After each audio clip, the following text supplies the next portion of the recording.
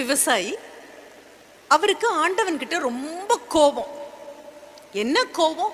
He thinks that God does not know anything about agriculture. விவசாயம் பத்தி படைச்சவனுக்கு ஒண்ணுமே சுத்தமா தெரியாது. மழை தேவையில்லாத போது பெருமழையா கொட்டும், வெள்ளம் பெருக்கெடுத்து ஓடும்.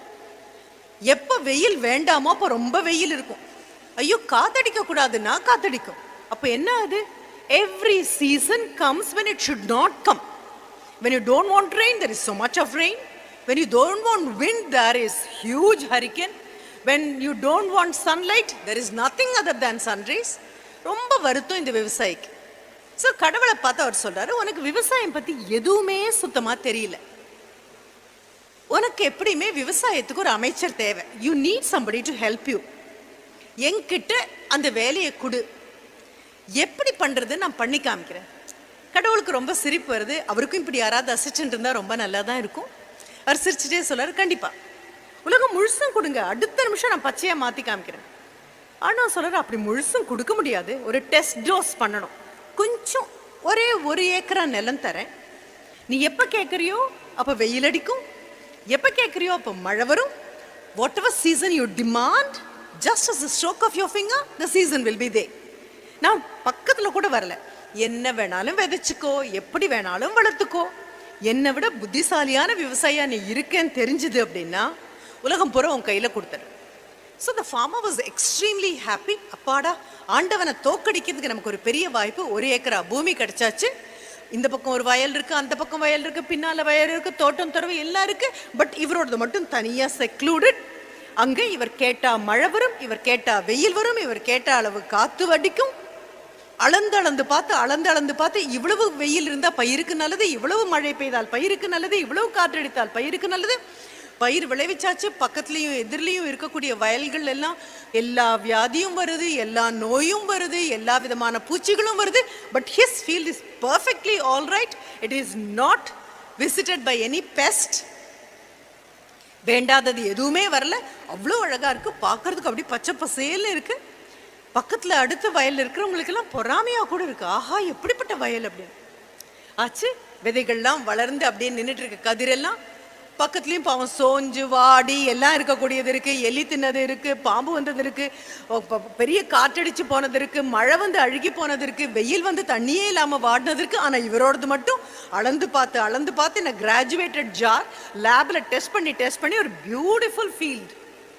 அறுவடைக்கு நாள் வந்ததா? சரி, அறுவடைக்கு வர்றதுக்கு முன்னால அங்க இருக்கக்கூடிய விவசாயிகள் சில பேரை கூப்பிட்டுருக்காங்க. கூலிகளை கூப்பிட்டு அறுவடைக்கு தயாராகணும். தயாராகும்போது அவர் நடந்து போறாரு. இந்த விவசாயிக்கு தோளெல்லாம் நிமிந்தாச்சு. அவ்வளோ பெருமை. என்ன? ஆண்டவனை நாளைக்கு முறியடிக்க போறோம். கடவுளே உனக்கு தெரியாது ஒண்ணுமேன்னு சொல்ல போறோம். சரி, போறாரு. கதிரான்னு நின்றுட்டு இருக்கு. என்ன போட்டிருந்தாரோ தானியம் அதெல்லாம் தலை நிமிந்து அவ்வளோ அழகா நின்றுட்டு இருக்கு. போறாரு, ஒரு கதிர் அப்படியே கையில கொய்து எடுக்கிறாரு, உள்ளங்கையில வச்சு அப்படியே தேய்க்கிறாரு. என்ன எதிர்பார்ப்போம்? அப்படியே எவ்ரிதிங் வில் பி ரைப்பன்ட் சீடாக இருக்கணும், பால் பிடிச்சு மணியா இருக்கணும். உள்ளங்கையில தேய்க்கிறாரு, தேய்ச்சிட்டு அப்படின்னு ஊதுறாரு. அது மேல இருக்கக்கூடிய ஹஸ்க் அப்படியே போயிடணும். மேல இருக்கக்கூடிய அது மேல ஒட்டிட்டு இருக்கக்கூடிய தோல் போக உள்ளுக்குள்ள அந்த மணியா இருக்கும்னு பாக்குறாரு. உஃப்னு ஊதின அடுத்த நிமிஷம் பார்த்தா எல்லாமே பறந்து போயிடுச்சு. சரி, 1 ஏக்கரால விளைச்சிருக்கோம் அப்படின்னா 1 2 இப்படி இருக்கிறது பெரிய விஷயமே இல்லை. ஒவ்வொன்னா கொய்துட்டே வராரு. 10 ஆச்சு, 15 ஆச்சு, 20 ஆச்சு, 30 ஆச்சு, 35 ஆச்சு. விட்டா அங்க இருக்கக்கூடிய மொத்த வயல்ல இருக்கக்கூடிய எந்த கதிரும் பால் பிடிச்ச மாதிரியே தெரியல. ஆனா பார்த்தா எல்லாம் ஆரோக்கியமா நின்றுட்டு இருக்கு, செழிப்பா நின்றுட்டு இருக்கு, கொழு நின்றுட்டு இருக்கு. இருக்க கோபம். ஆண்டவன் இங்க வா, இங்க. கடவுள் அடுத்த நிமிஷம் வந்தேன் அப்படின்னு வந்து நின்றுட்டாரு. தெய்வம், என்ன இது? எதுவுமே பால் பிடிக்கவே இல்லை. நாளைக்கு அறுவடைக்கு எல்லாரையும் கூப்பிட்டுருக்கேன். இது என்ன நியாயம்? நீ என்னை ஏமாத்திட்ட. கடவுள் சொல்றாரு, how can I cheat on you? I never came anywhere near your field. You asked me to stay away and I did stay away. Nagar அப்படின்னா நகர்ந்துட்டேன், நான் வரவே இல்லையே. நீ இப்ப கூட்ட போது தான் ஓடி வந்திருக்கேன். நீ மழை கேட்ட போது மழை வந்தது, வெயில் கேட்ட போது வெயில் வந்தது, காற்று கேட்ட போது காற்றுக்கு வந்தது, என்னெல்லாம் எவ்வளோ வேணுமோ அவ்வளோ எல்லாம் வந்தது. இப்போ எல்லாம் கதிர் பிடிச்சு நிற்கும். ஒவ்வொரு கதிரா கிள்ளி உள்ளங்கையில வச்சு தேய்ச்சி ஊதி பார்க்கும்போது எல்லாம் வெறும் சாவியாக இருக்கு, எதுவுமே பால் பிடிச்ச மணியாக இல்லை. அப்படின்னா என்ன எப்படி குற்றம் சொல்ல முடியும்? நான் ஒரு தப்புமே பண்ணலையே. சரி, அப்போ பக்கத்து வயல்ல பாதி வயல்ல எல்லாம் பாதி இப்படி கிடக்குது, அதுல இருந்து ஒரு கதிரை கொண்டு வாங்க. கொண்டு வந்து தேய்ச்சி இப்படி ஊதி பாக்குறாரு, அத்தனையும் பால் பிடிச்ச மணியாக இருக்கு. பயங்கர கோவம் இந்த விவசாயிக்கு. நீங்க ஏமாத்திட்டீங்க, நீங்க ஏமாத்திட்டீங்க அப்படிங்கும்போது ஆண்டவன் சிரிச்சுட்டே சொல்றாரு, தேவையில்லாத நேரத்துல பெருமழையும், தேவையில்லாத நேரத்துல பெரும்பெயிலும், தேவையில்லாத நேரத்துல பெருங்காற்றும் வரும்பொழுது இந்த பயிர்களுக்கு என்னது ஆகுது தெரியுமா? பாடங்கள் கிடைக்குது. they learn lessons. பெரும் காற்று வரும்போது காற்றோட அடிச்சிட்டு போகாம வேற இன்னும் ஆழமா ஊத்துறது எப்படி அப்படின்னா அந்த பயிர்கள் பெருவெள்ளம் வரும்போது தேவையான தண்ணீருக்கு மேல அதிக தண்ணீர் எடுக்காம இருக்கிறது எப்படி பயிர்கள் படிக்கும்.